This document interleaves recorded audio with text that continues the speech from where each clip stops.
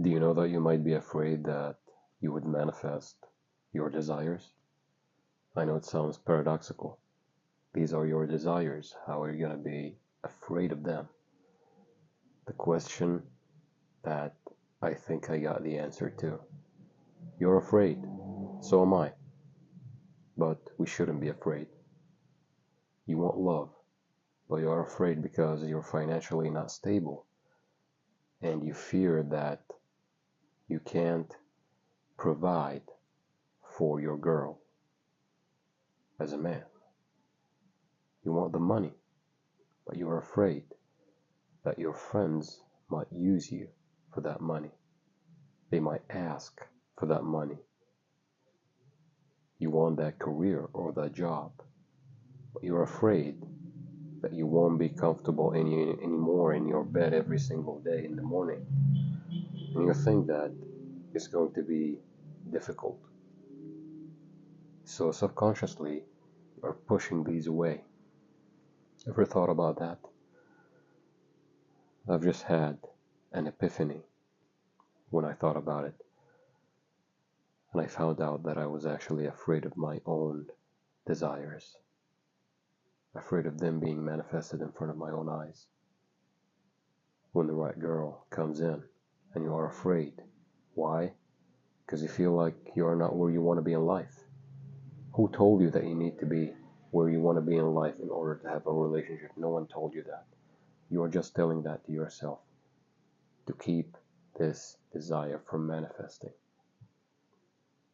And when it does, you're afraid and you're trying to sabotage it anyway. Somehow, some way, you're trying to push it away. Ever thought about that? Now you should think about it and take a hard, long look at yourself. You should. So am I. This is where neuroplasticity and neuroscience come in. You become aware of who you are.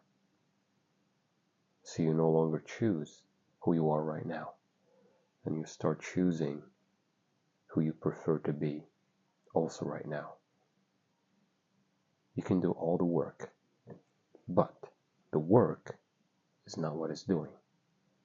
Being, paradoxically, is the thing that changes everything. When you are being the person, who you are being right now. Are you afraid that when you manifest love, you will feel insecure because of your finances? I've been in your shoes. I've been in your shoes a lot. And to be honest, let's make it abundantly clear. Point blank period. Let's make it clear. There are people that don't have anything, but they have true love because they believe they deserve it. And they get through it with their partner. And they become financially stable. And they become glad that they didn't give up.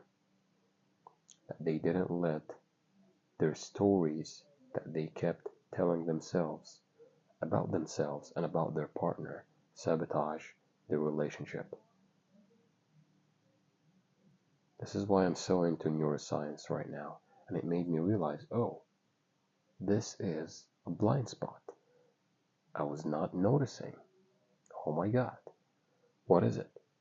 You are pushing away your desires because you feel like you don't deserve it. Believe it or not, you do deserve it. And you know that. I know you do. You're just trying to convince yourself that you're not. See? So how do we go about this? The very first thing, from a neuroscience point of view, is to acknowledge it, to actually become aware of it, and now you do. And now you are halfway there, even a little bit more. Second thing, you should become familiar with this feeling, knowing where it is coming from, why it is there. What is that feeling trying to tell you? Because it's just like someone knocking on your door, telling you, hey, there's something that is not aligned with your belief system, with your true self. So this comes in and it knocks on your door, and all you have to do is to acknowledge it so it can leave. You ask yourself, is it supporting me in any way, shape, or form? And if it does, why? Why are you afraid of love? Why are you afraid of abundance? Why you are afraid of moving out? Why you are afraid of going to another country? Why you are afraid of all of these things? Yeah, I had to go a little bit with the chair. Ask yourself these questions. You will find an answer in the most unexpected way, just like I got an answer right now. This is for you guys that want to experience something like maybe love, maybe financial abundance, maybe good relationship with the family, all of that. Why are you afraid of actually manifesting or experiencing this thing? You can know everything about neuroscience, about manifestation, about spirituality, about neuroplasticity, about psychoneuroimmunology, about all of that. But if you don't actually put it into application, how are you going to become aware of who you are being so you can become aware of what you want to be? Right? What I want you to do is go into a deep, relaxed, meditative state. Maybe for 20 minutes, maybe for 15 minutes, maybe for 10 minutes. It's up to you. Do it. Just for 15 minutes or 20 minutes or as you want. And ask yourself, before actually entering this meditative state, ask yourself, what am I looking for? What is hindering me? What is my true desire? What is my true calling? Ask yourself these questions and go into deep meditation. Relax your whole body. Focus on every single body part from the scalp all the way down to your toes. I have a chapter on that in my ebook, link in the description.